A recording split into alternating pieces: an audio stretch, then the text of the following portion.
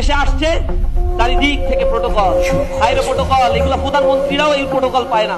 সেনাবাহিনী নেমে গিয়ে 4000 সেনাবাহিনী একটা দলের প্রধানকে প্রোটোকল দেয়া লাগছে। নিজ দেশের ভিতরে সে জনগণের সাথে সাক্ষাৎ করতে পারছে না, এত প্রোটোকল তাকে দিয়ে রাখতে হয়। কিসের এত ভয়? সে বলে দেশে আসা আমার উপরে নির্ভর করে না। তাহলে কার উপরে নির্ভর করে? তার দেশে আসা তো কোনো রাজনৈতিক দলের উপরে নির্ভর করে না, ইন্টারিম গভর্নমেন্টকে তো থোড়া কেয়ার করে। তাহলে তার দেশে আসা নির্ভর করছে কাদের উপরে, আর কাদের সাথেই বা মাসোয়ারা করে আবার সে দেশে আসছে? এগুলো মানুষ এখন প্রশ্ন করছে, জনমনে উদ্বেগের সৃষ্টি হয়েছে।